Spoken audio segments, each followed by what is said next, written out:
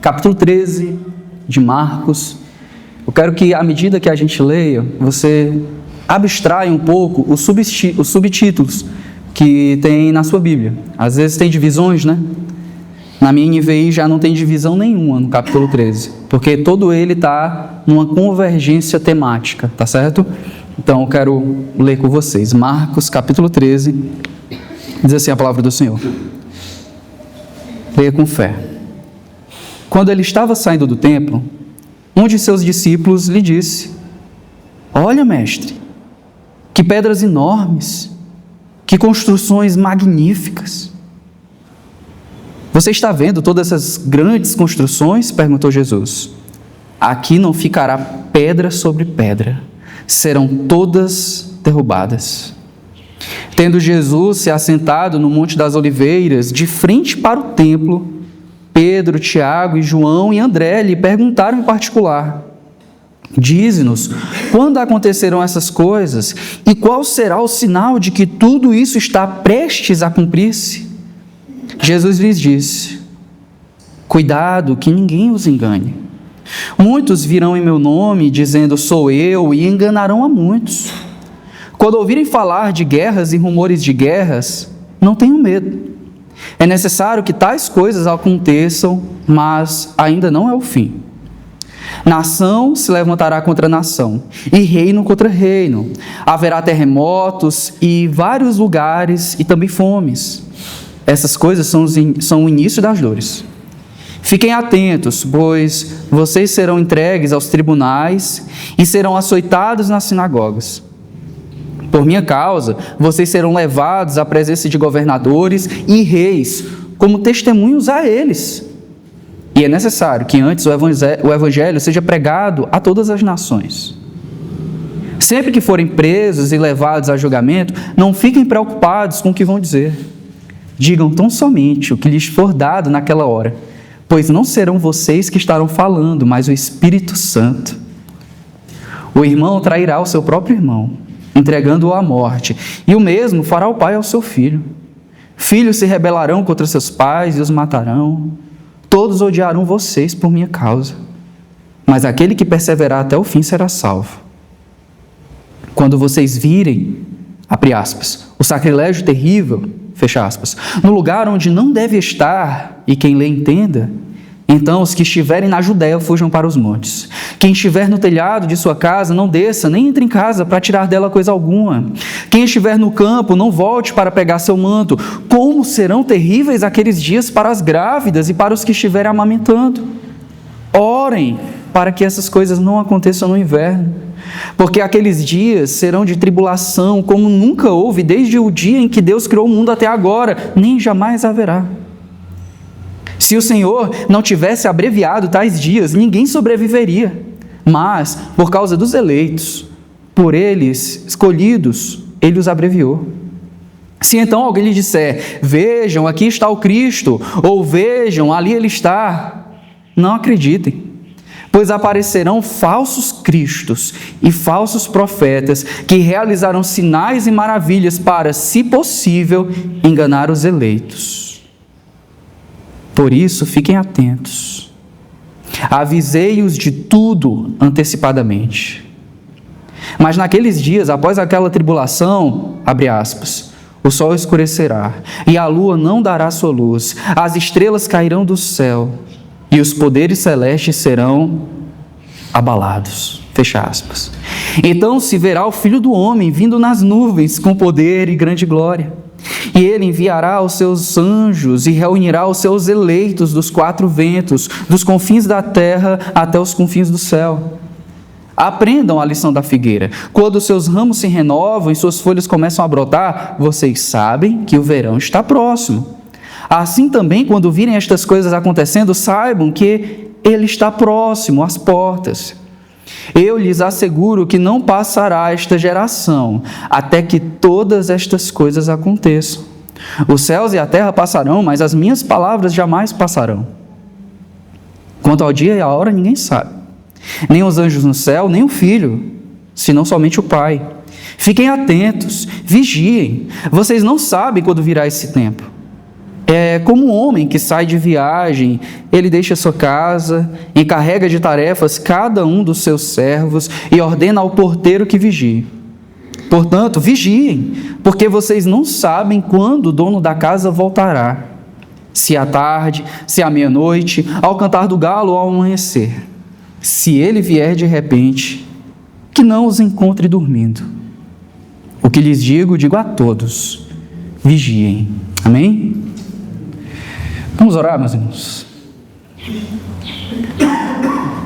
Ó Senhor, Deus eterno, Senhor nosso, sê propício a nós, nos visita essa manhã, para que Tua palavra seja pregada com fidelidade e cumprindo o propósito que o Senhor designou nesta manhã, em relação à Tua igreja, ao Teu povo que está aqui reunido, ó Deus. É a nossa oração, pedindo a Tua bênção, para que compreendamos o sentido, a direção do texto, e que esta interpretação e esta aplicação encontre abrigo em nosso coração, principalmente para os dias maus. Em nome de Jesus. Amém. Meus irmãos, esse é o texto mais difícil de todo o Evangelho de Marcos.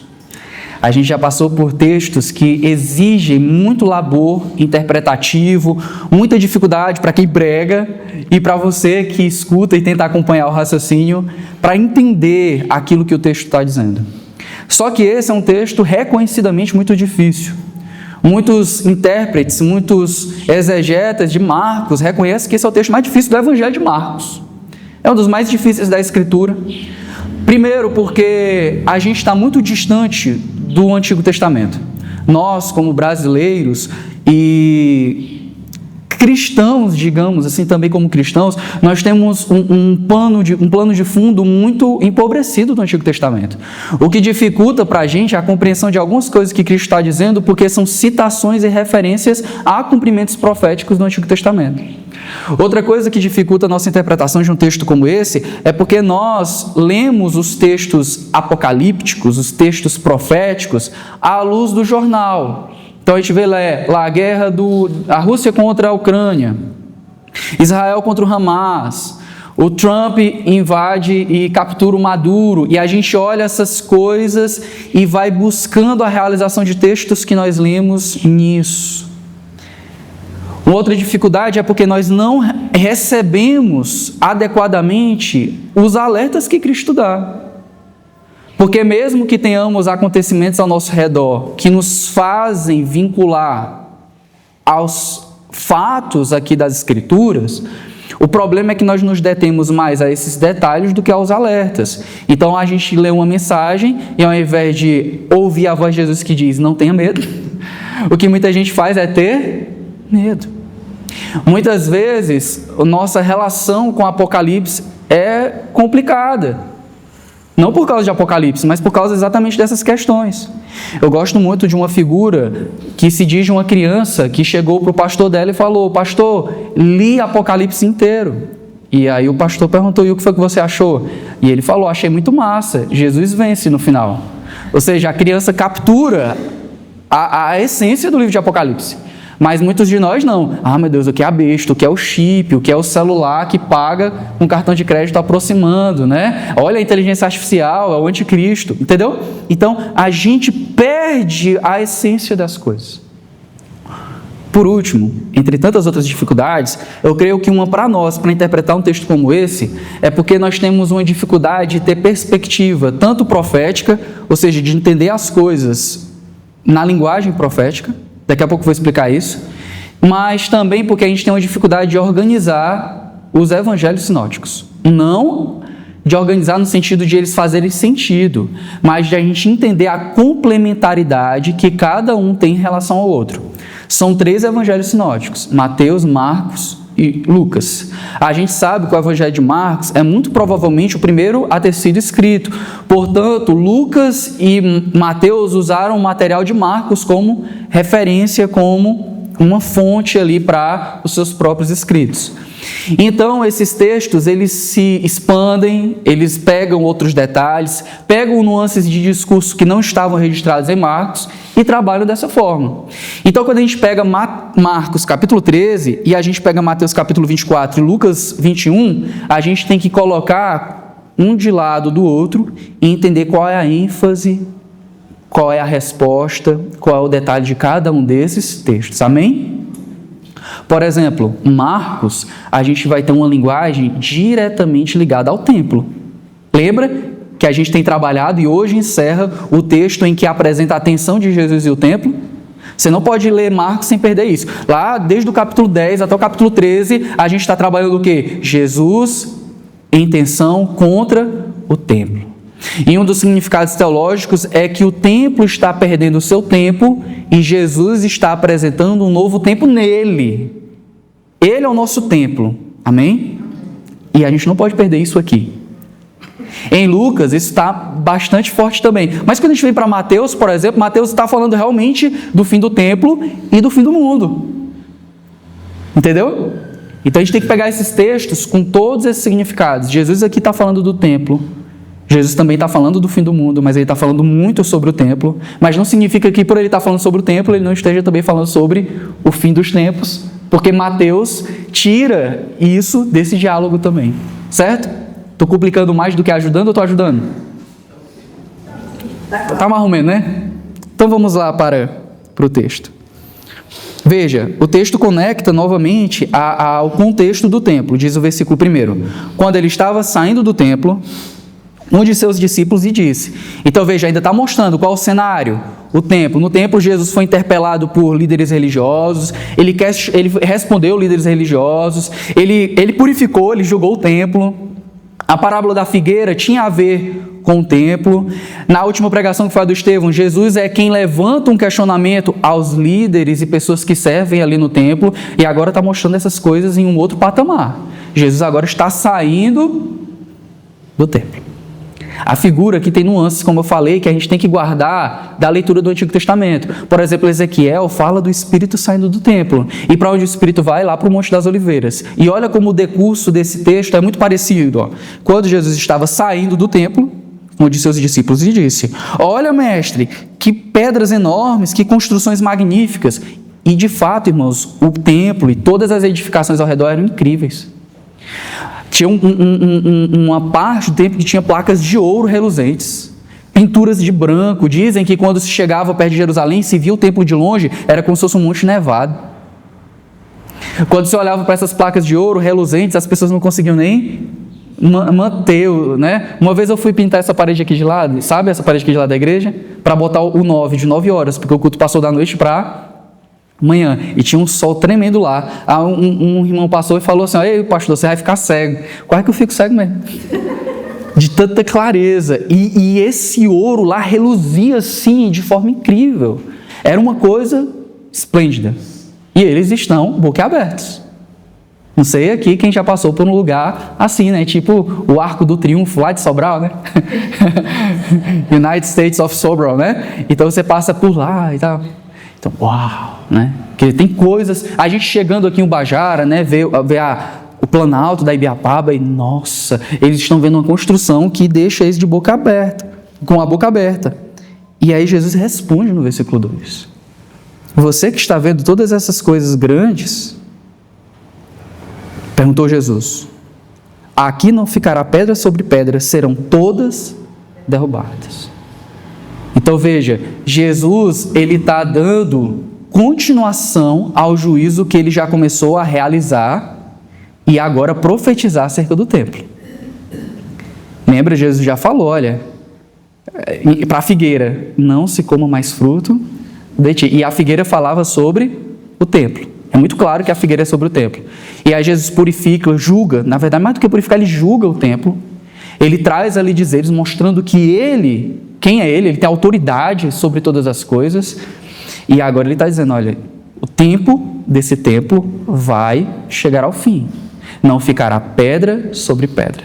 Para você ter ideia, a gente não tem isso no português, mas no grego existem palavras diferentes para o não. E aqui Jesus usa ambas. É uma forma bem clara de enfatizar que não sobrará o templo como eles conhecem.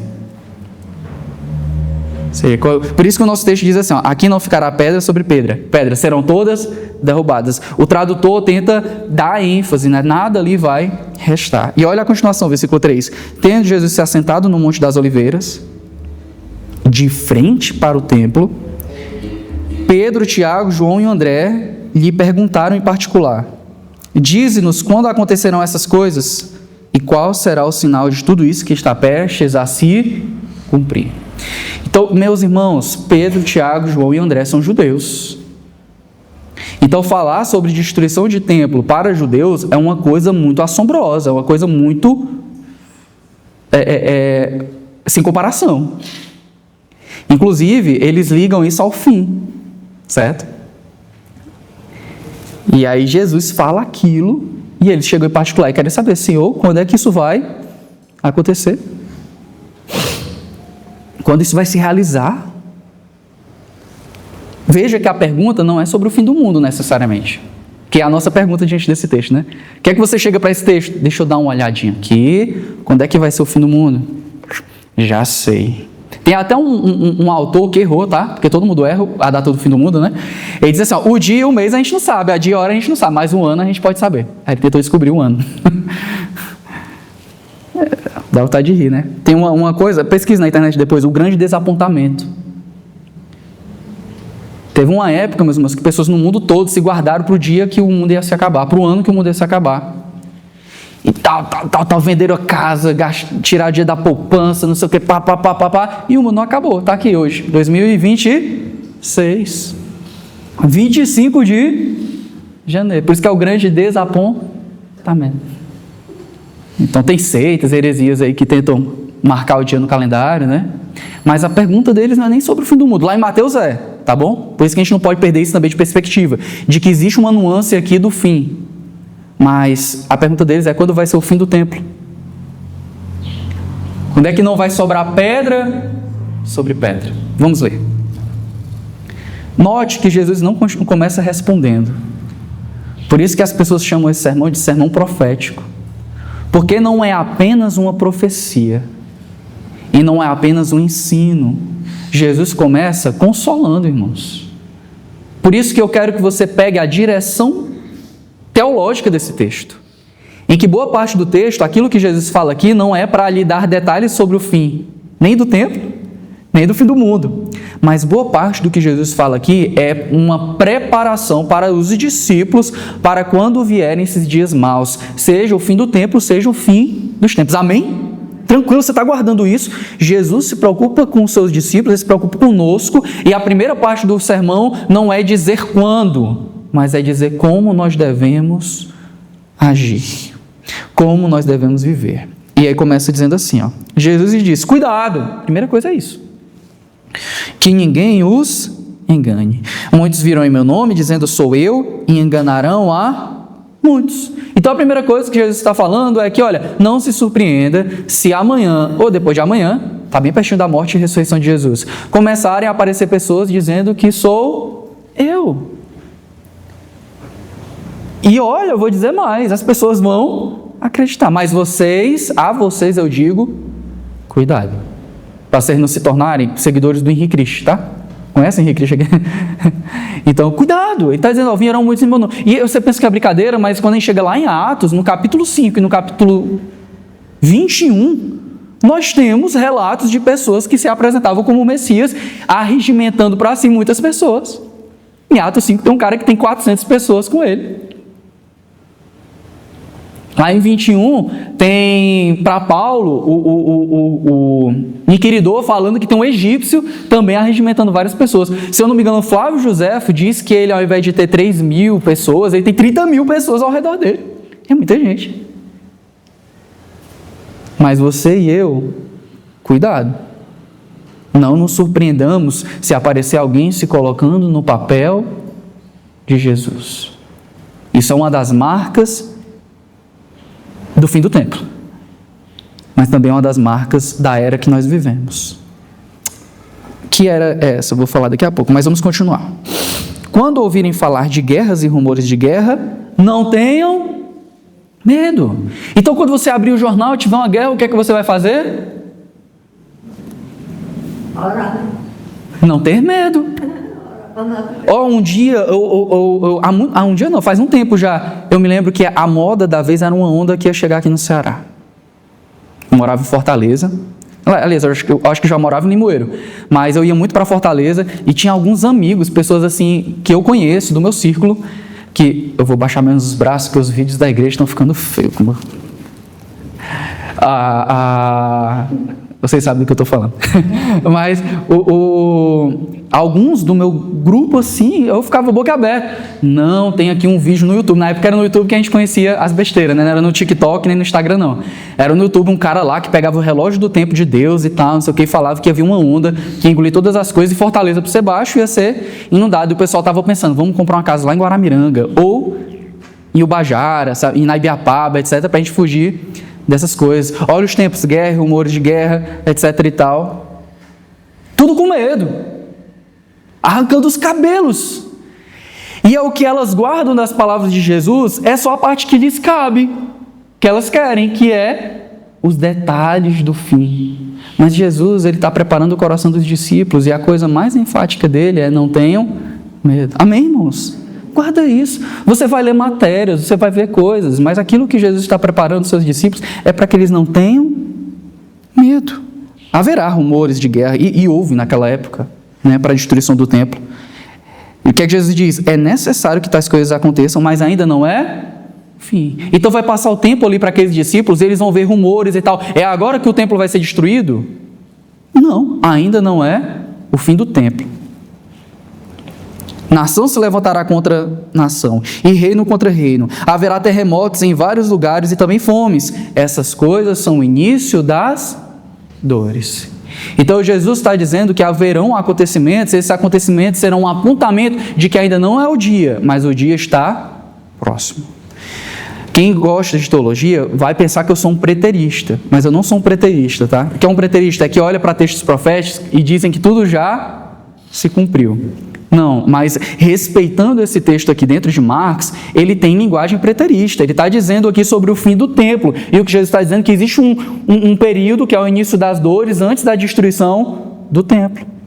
A gente sabe que muitas profecias têm aplicações para as demais gerações também, como a nossa. E para nós também serve a gente entender que toda vida que acontecer determinadas coisas não significa que o fim é hoje ou será amanhã, mas que nós já estamos experimentando as dores de parto, como é a linguagem de lá para cima. Quem é mulher que sabe, ou quem é esposo sabe. Quando a mulher começa a sentir contração, não significa que o parto vai ser naquele momento.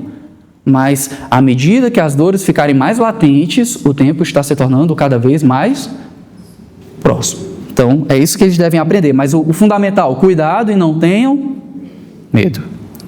Olha o versículo 9. Fiquem atentos, pois vocês serão entregues aos tribunais e serão açoitados nas sinagogas. Por minha causa, vocês serão levados à presença de governadores e reis como testemunho a eles. E é necessário que antes o evangelho seja pregado a todas as nações. Sempre que forem presos e levados a julgamento, não fiquem preocupados com o que vão dizer. Sigam tão somente o que lhes for dado naquela hora, pois não serão vocês que estarão falando, mas o Espírito. Glória a Deus, irmãos. Glória a Deus, porque o Evangelho, uma vez chegaram para C.S. Lewis,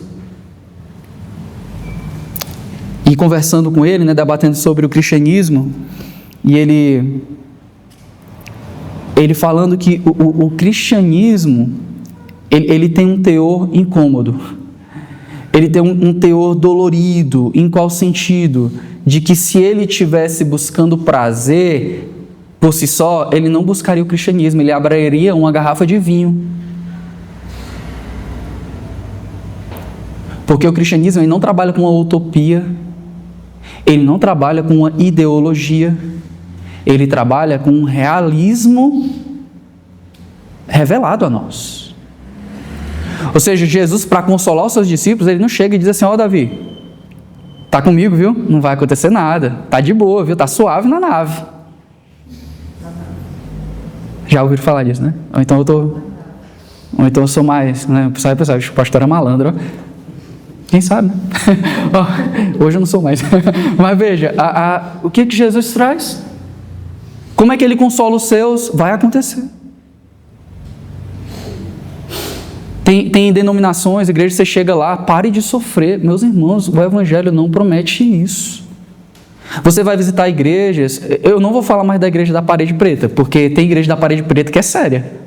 Mas tem da parede preta, às vezes não é nem mais preta, né? Tudo muda, né? Tudo mudará. Mas que vai dizer para você que Deus só tem... Aí eles vão ter que fazer um arranjo teológico, porque a realidade na vida daquelas ovelhas não vai ser essa. Vai ser tudo bom na sua vida, tudo maravilhoso, aí a realidade se vem. Pum! Nem tudo. Aí vai ter a ginástica, né? E é tudo sobre você, para te erguer. Veja, Jesus está dizendo, não é assim. Olha, eu estou preparando vocês para o período do fim do tempo, vocês estão preocupados lá, mas eu vou tirar a preocupação de vocês sobre o que vocês vão passar. E quando a gente lê Atos, isso aqui acontece, irmãos. Os nossos irmãos do primeiro século, eles são levados para chicoteamentos, eles são levados para os tribunais, para as prisões. E a gente vê a realização disso claramente também no que diz respeito ao Espírito Santo dar a palavra que vai ser dita na vida destes mesmos homens. O Pedro, que não falava uma coisa acertada, ele leva até uma reda daqui, Satanás, né? É aquele que lá em Atos fala com propriedade e autoridade, porque o Espírito Santo é quem faz ele falar. Paulo é levado diante dos governantes desse mundo e ele fala aquilo que o Espírito Santo lhe dá a falar, inclusive uma oração dele: orem para que eu tenha na minha boca a palavra inspirada, a palavra vinda de Deus, porque essa é a promessa de Cristo, amém, irmãos? O consolo de Cristo, portanto, e aprenda uma coisa na Bíblia: consolo na Bíblia não é passar a mão, consolo na Bíblia é dar força. Né? Quem foi para a Universidade da Igreja de Biapina, eu até preguei sobre isso também. Quando Deus consola o seu povo lá em Isaías, acerca da invasão babilônica, Ele não só diz: olha, vai ficar tudo bem. Ele dá força ao seu povo, os jovens, né? Os velhos, vocês voarão como águia. Ele fala que vai ter uma realidade que eles vão experimentar. E aqui consolo é dar força. Olha, vocês vão passar por diversas situações, mas sabe o que é que vai acontecer? Não tenham medo, porque o Espírito Santo vai estar com vocês, amém, irmãos? Amém. Uma das nossas grandes confianças diante do sofrimento é que nós estaremos com Cristo ao nosso lado no sofrimento. Ele não é aquele que necessariamente nos livrará. Muitas vezes Ele nos livrará sim, mas nós temos a certeza de que Ele estará conosco nos momentos de dor e podendo se compadecer de nós, porque Ele foi homem de dores também. Tudo aquilo que vai passar a sua igreja aqui relatada, Ele passará daqui a pouco. Então Ele está preparando a sua igreja com a verdade. Amém, irmãos? Vamos continuar. Aqui são outras descrições, né? Um irmão trairá seu próprio irmão, entregando-o à morte, e o mesmo fará o pai a seu filho. Filhos se rebelarão contra seus pais e os matarão. Todos odiarão vocês por minha causa, mas aquele que perseverar até o fim será salvo. É interessante esse texto porque ele começa a trazer um comprometimento das relações, por amor de Cristo. Olha, não sejam ingênuos, quando vocês abraçarem o Evangelho, a família de vocês virá contra vocês. Quando ele diz de irmãos, de filhos e tal, ele não está falando só do mundo, porque isso vai ser um sinal no mundo mesmo. Hoje o pessoal assiste o Cidade 90, ainda existe esse programa? Cidade 90, tá vendo? O pai matou o filho ao fim dos tempos. E é mesmo. É uma das marcas. Mas o contexto aponta também para uma realização dos filhos de Deus. Nós teremos perseguições, e esses discípulos terão perseguições nas suas próprias famílias. A família deles que vai dizer: você agora crê nesse tal de Jesus, você não é mais um judeu, você é um traidor. Olha, você está saindo dos ídolos gregos, do Kyrios, do Senhor romano, você é um pária, saia de casa. Jesus está dizendo que isso vai acontecer.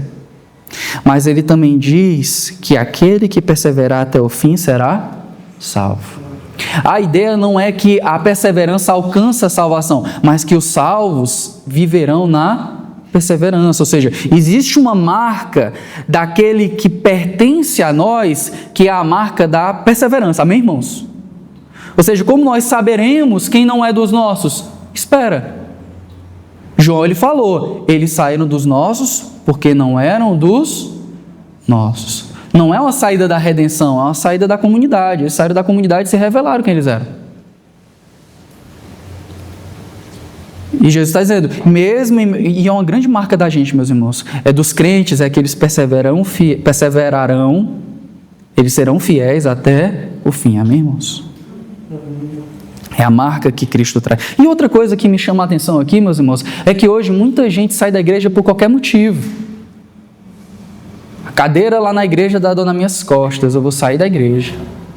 O pastor fala muito mansinho, eu vou sair da igreja. O pastor fala muito alto, eu vou sair da igreja. O som é bom demais, eu vou sair da igreja. O som é muito ruim, eu vou sair da igreja. Tem guitarrista, eu vou sair da igreja. Não tem guitarrista, eu vou sair da igreja. O irmão me olhou torto, eu vou sair da igreja. O pastor me chamou a atenção, eu vou sair da igreja. Não sei o que, eu vou sair da igreja. Aqui o negócio é sério.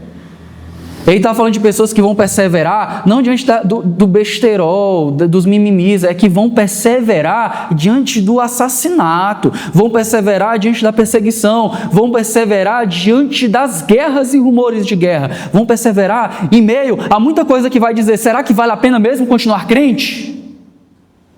E essas pessoas vão perseverar. É diante disso, meus irmãos, que nós vamos questionar se vale a pena ou não. É quando acontecer coisas que você vai questionar, vale a pena continuar seguindo Jesus? E você vai dizer, vale, porque não há nada que se compare a Ele. Amém, irmãos? Vamos continuar. Agora Jesus começa a responder. Ele até agora não falou de quando, ele só falou de sinais e exortações. Cuidado, fiquem atentos, não tenham medo, perseverem até o fim, o Espírito Santo vai estar com vocês. E agora ele continua dizendo, versículo 14, quando vocês virem o sacrilégio terrível no lugar onde não deve estar, quem lhe entenda, então os que estiverem na Judéia fujam para os montes. Quem estiver no telhado de sua casa, não desça nem entre em casa para tirar dela coisa alguma. Quem estiver no campo, não volte para pegar seu manto. Como serão terríveis aqueles dias para as grávidas e para as que estiverem amamentando. Orem para que essas coisas não aconteçam no inverno, porque aqueles dias serão dias de tribulação como nunca houve, desde que Deus criou o mundo até agora, nem jamais haverá. Se o Senhor não tivesse abreviado tais dias, ninguém sobreviveria, mas por causa dos eleitos, por ele escolhidos, ele os abreviou. Se então alguém disser, vejam, aqui está o Cristo, ou vejam, ali está ele, não acreditem, pois aparecerão falsos cristos e falsos profetas que realizarão sinais e maravilhas para, se possível, enganar os eleitos. Por isso, fiquem atentos, avisei-os de tudo antecipadamente. Veja que agora ele começa a falar do quando. E o quando é a realidade do dia da queda do templo, ou dos tempos da queda do templo, aqui, tá bom? Pastor, é só isso? Como eu falei, não. É uma questão de perspectiva. Eu vou dar 2 exemplos. O primeiro é eu vim para Albajara no passado, né? Eu vim trabalhar fazendo alguns estudos ambientais no começo dos anos 2010, ali era 2012, 2013 por aí. Depois eu voltei em 2015 para uma visita técnica, mas eu vim de ônibus e tal, não vim dirigindo, eu vim com meus alunos. Mas em 2019, quando eu vim para cá para visitar a Tayane, quando ela passou no concurso para cá, minha esposa, já fazia quase 4 anos, quase 5 anos que eu não vim aqui. Então, quando eu vim sabendo que eu tinha que chegar em Ubajara. Eu vim sabendo onde era Ubajara, mas eu não me lembrava todos os detalhes do caminho e eu não me lembrava totalmente da paisagem. O que é que eu quero dizer? Preste atenção. Quando eu estava passando pela Calcaia, eu sabia que estava longe. Então já havia alguns montes, mas com certeza não era Ubajara. E aí eu ia andando e via alguns montes e tal, rapaz, mas não era Ubajara, era Itapajé. E aí eu fui andando, aí vi alguns montes assim, aí eu...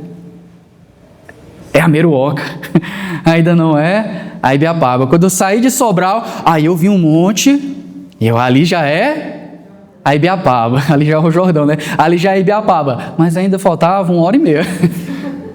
E ainda subi para o campo de noite, que eu não sabia, o GPS me mandou por lá, meu Deus, onde é que eu estou? Vou me assaltar, não sei o quê, de noite pela primeira vez, depois de muito tempo. Subi para o Mucambo, misericórdia, onde é que eu estou? Mas veja, eu fui olhando e eu sabia onde eu tinha que chegar, mas nem tudo era o que parecia, e aquilo que era o que era, ainda faltava um tempo. Então tem muito sinal que Jesus está dando aqui, que vão aparecer aqui e acolá, mas ainda não é o dia.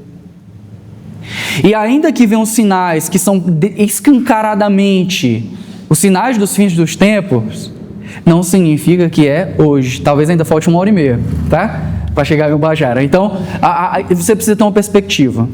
E em segundo lugar, pastor, isso daqui é só o fim do templo? Eu digo que talvez não, porque quando a gente lê lá Mateus, como eu falei, Mateus ele faz uma aplicação dos textos relacionados ao fim do templo, mas também ao fim dos tempos. Como se o período que Jesus aponta em Marcos relacionado ao fim do templo também servisse para nós acompanharmos o desenrolar da história da igreja. Amém? Deixa eu fazer só um adendo que eu não fiz antes, perdão pela minha memória, mas no versículo 10 ele diz assim, ó, é necessário antes que o evangelho seja pregado a todas as nações. E as pessoas enxergam esse texto somente como o relógio da vida de Jesus. Então, se a gente não pregar o evangelho, Jesus não vem. Se a gente pregar muito o evangelho, Jesus vai vir logo. Mas a ideia que Jesus está dando aqui, aplicada à destruição do templo, é que vocês ainda vão sair para pregar. Essas coisas vão acontecer, mas ainda é necessário que vocês saiam para... o templo vai ser destruído, mas ainda é necessário que vocês saiam para pregar a todas as nações. E de fato, quando a gente vai para Atos, a gente vê o evangelho chegando na perspectiva do mundo antigo a todas as nações, porque no mundo antigo, por exemplo, você vê Paulo falando aos Colossenses que o evangelho foi pregado em todo o mundo, e o que ele está querendo dizer é que toda a etnia, todo pequeno grupo de pessoas no mundo foi alcançado. Não, ele está querendo dizer que o evangelho já está circulando pelo mundo, e Jesus está dizendo isso, ó, o evangelho precisa ser pregado, vocês precisam continuar pregando, mesmo que o tempo acabe, porque na verdade é necessário também que vocês preguem, até que o dia chegue, amém? Voltando para cá, então Jesus traz, né, ó, quando vier o sacrilégio terrível. Meus irmãos, quem disser que sabe o que é o sacrilégio terrível, muito provavelmente está errado, porque a gente não sabe claramente, mas a gente sabe que existem sinais. Por exemplo, tem gente que diz que é o Calígula, porque o Calígula quis colocar a estátua dele dentro do templo, mas nunca se realizou, então nunca virou de fato um sacrilégio. Tem pessoas que dizem que são as bandeiras romanas, os estandartes romanos, que eles evitavam colocar em Jerusalém porque eles respeitavam de certa forma a religião dos judeus para ter uma paz, mas nessa época de dores eles trariam os estandartes com seus ídolos. Eu não sei, porque quando tem um estandarte, será que dá tempo de fugir? Mas quando as tropas chegam e levantam os estandartes, será que dá tempo de fugir? Jesus está dizendo para fugir, ele está dizendo que é um sinal para que eles fujam. Lá Lucas diz que o contexto desse sacrilégio é o contexto da chegada das tropas. Ele diz que quando a cidade for sitiada, quando vocês perceberem que a cidade está sendo sitiada, fujam. Então, será que o sacrilégio terrível seria a destruição do templo? Jesus reconhece que o templo ser destruído por ímpios, por pagãos, é um sacrilégio? Temos dificuldades, mas a gente não pode fugir desse marco histórico. Jesus disse que quando o templo for destruído, quando a cidade for sitiada, fujam. Quando a gente acompanha a história, a gente viu que nos anos 70, Jerusalém foi assolada. Foi a desolação de Jerusalém. Os romanos chegaram, meus irmãos, e quebraram tudo. E não sobrou pedra sobre pedra. Houve morte. Os historiadores da época relatam que pelo menos 1 milhão de pessoas morreram ali. Crianças, idosos, homens, mulheres, seus animais. Então aquela cidade foi destruída. É a realização do que Jesus falou. De fato, veio a desolação. Mas veja, o ponto de Jesus é que quando esse sacrilégio, quando eles perceberem essas coisas, o que é que eles devem fazer? Quem estiver na Judéia, fuja para os montes. E é uma rota atípica, porque geralmente as cidades são nos montes. Quando elas são arrodeadas, você foge para baixo do monte. Mas no caso é realmente como se fosse uma fuga desesperadora. Você está aqui e vai fugir. Uma outra característica dessa é tão desesperador, meus irmãos, e esse texto é muito dramático, porque veja, ó, quem estiver no telhado da sua casa, não desça, nem entre em casa para tirar dela coisa alguma. Na sua tradução talvez tenha irado. A ideia é que no mundo antigo, lá em Jerusalém, as casas tinham como se fosse uma laje, tinha uma área em cima.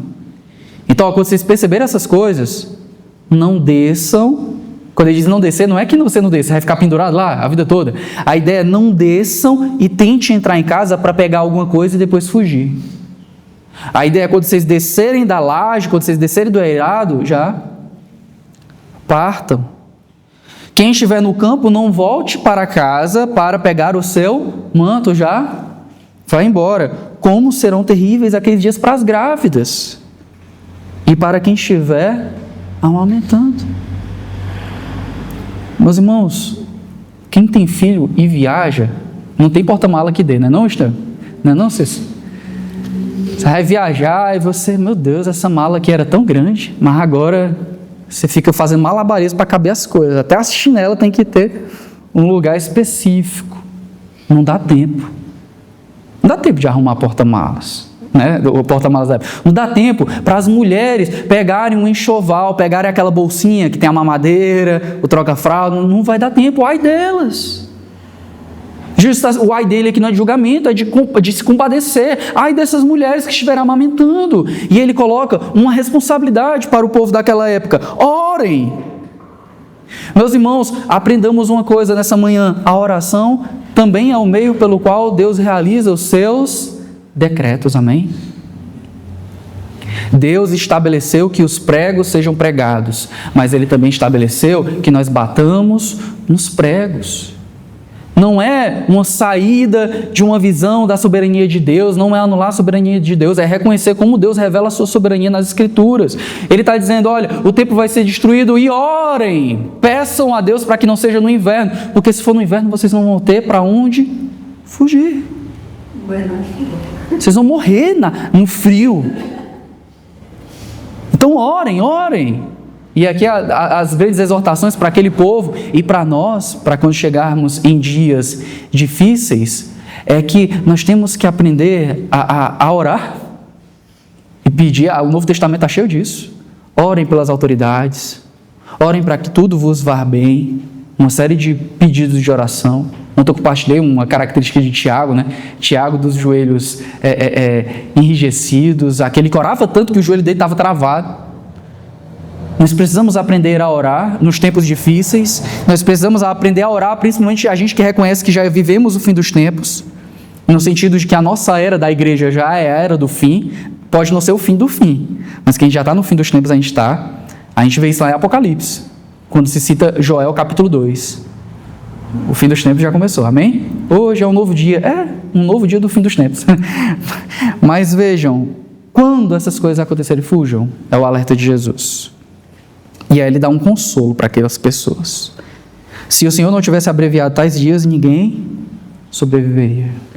Por que é que os eleitos vão sobreviver? Porque Deus abreviou aqueles dias. Para que os eleitos não se perdessem, Deus abreviou aqueles dias. É o que Jesus está falando aqui. Ele fala também daqueles que não se reconhecem como Cristo, mas que falam que Cristo voltou, né?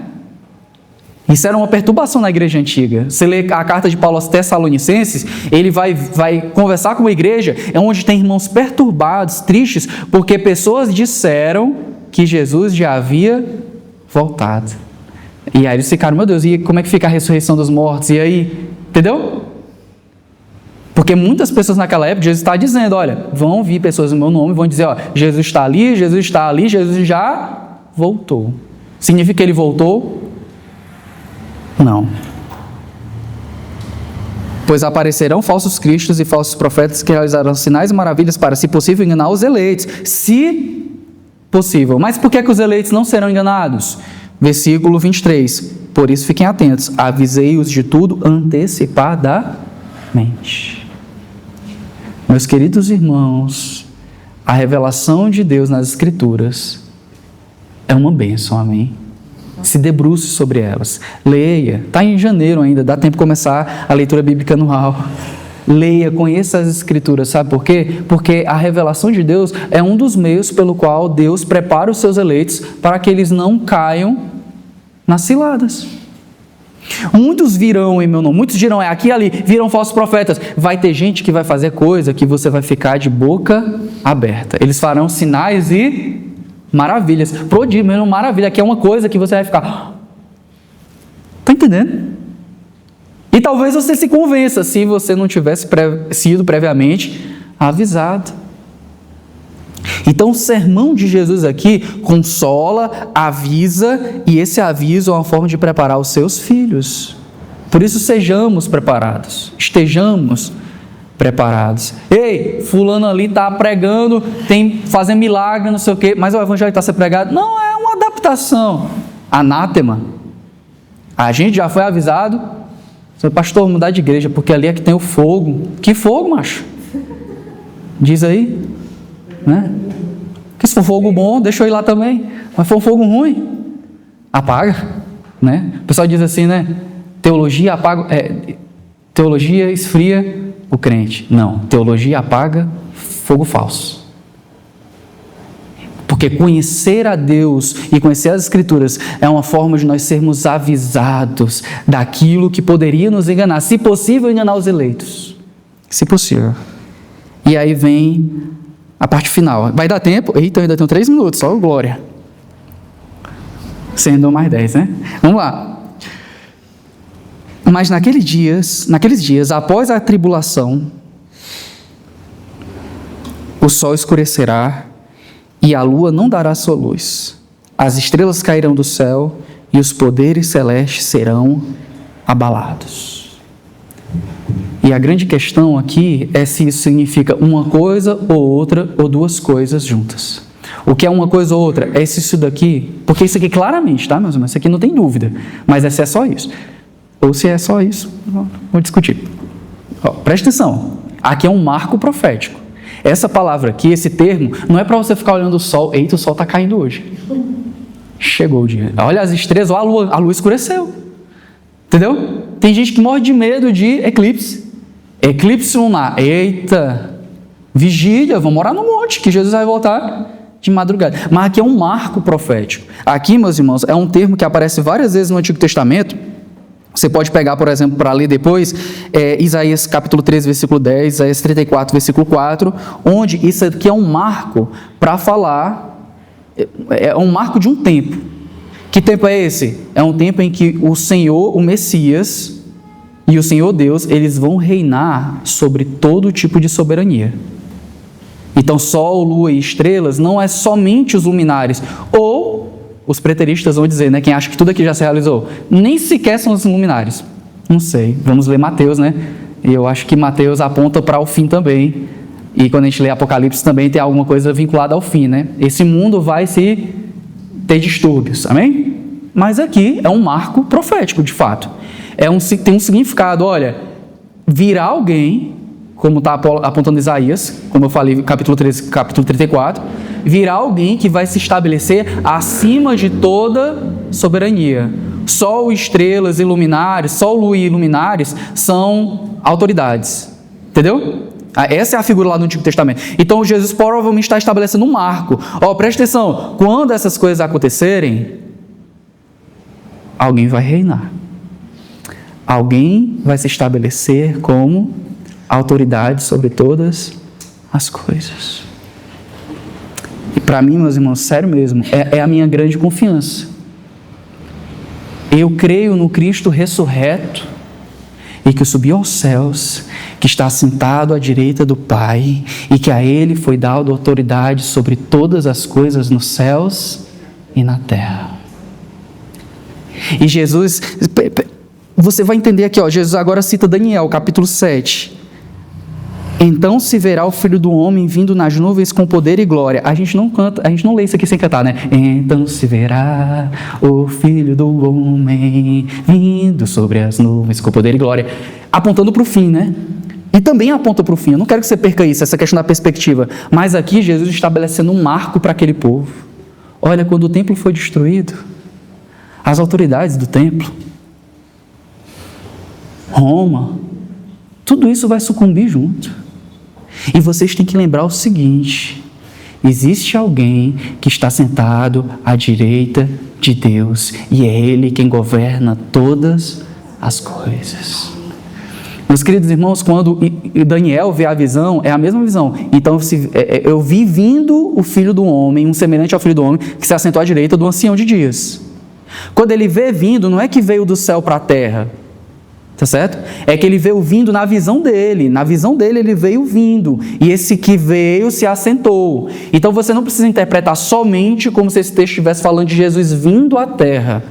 Mas aqui ele está citando Daniel, capítulo 7, quando ele viu o Ancião de Dias, quando ele viu chegando ao Ancião de Dias, vindo um que é semelhante ao Filho do Homem, e se assentando à sua direita e recebendo autoridade sobre todas as coisas. Um governo inigualável, amém? Pegando isso, então se verá o Filho do Homem vindo nas nuvens com poder e glória, e ele enviará os seus anjos e reunirá os seus eleitos dos quatro ventos, dos confins da terra até os confins do céu. Então, quando a igreja, quando aquele povo ver todas essas coisas, o templo sendo destruído, Roma assolando, a tristeza vai vir, meus irmãos. A história deles também está ali marcada. Mas existe algo que eles devem enxergar. Aquilo que Jesus vinha apontando do capítulo 10 até o capítulo 13, de que a atenção dele com o templo apontava para um novo tempo, para uma nova aliança, para uma nova realidade, não restaria dúvidas de que isso aconteceu quando o templo fosse destruído. Ou seja, Jesus está preparando, e o que é que ele diz mais? Só para você pegar, olha o versículo 28, aprenda essa lição, aprenda a lição da figueira. Quando os seus ramos se renovam e suas folhas começam a brotar, vocês sabem que o verão está próximo. Assim também, quando virem estas coisas acontecendo, saiba que ele está próximo às portas. E eu lhes asseguro, olha o versículo 30, que não passará esta geração, ou seja, todo mundo que é contemporâneo de Jesus. Ele está falando aí para os discípulos, ele está falando acerca dos fariseus, ele está falando todo mundo ali. Essa geração não passará até que todas essas coisas aconteçam. Os céus e a terra passarão, mas as minhas palavras não passarão. Então, meus irmãos, quando aqueles discípulos estiverem fugindo de Jerusalém por causa da assolação romana, eles devem olhar para o templo sendo destruído e pensar, de fato, é Jesus quem tem autoridade sobre todas as coisas. De fato, o local de encontro entre Deus e os homens não é num prédio que teve sua singularidade durante um tempo da dispensação de Deus, mas o local de encontro com o Pai é no Filho. O local onde nós devemos estar não é um prédio, o local onde nós estamos é o local onde os anjos do Senhor arregimentam, reúnem, congregam, aproximam, traz comunhão ao seu povo. É a igreja. Nós não estamos fugindo para ir para o lugar errado, nós estamos fugindo para onde o Espírito Santo nos leva, e a igreja, o povo de Deus, é o lugar certo, onde Deus habita. Como é que Jesus termina? Mateus capítulo 28, versículos 18 a 20. Eis que toda autoridade me foi dada sobre os céus e a terra. E o incrédulo acerca do Messias vai passar um tempo duvidando, e esse sinal aqui vai ser o sinal cabal de que não, está vendo? A nova realidade de relacionamento entre Deus e os homens se dá através de Jesus. Filho de Deus, nascido de Maria, o nosso Senhor. É Ele quem tem autoridade sobre todas as coisas. É por isso, meus irmãos, tudo depende dEle, amém? Tudo depende dEle. A nossa identidade depende dEle, quem nós somos depende dEle. O nosso grande consolo nesse mundo é a gente lembrar disso, que aquilo que nós somos, aquilo que nós esperamos, aquilo que nós queremos, aquilo que nós desejamos, aquilo que nós almejamos, está ligado e é Jesus. Porque céus e terra passarão, apenas a sua palavra ficará para sempre, ela que guardamos no coração. Aí Jesus encerra. Agora sim, nós podemos ir para o fim da mensagem, tá bom?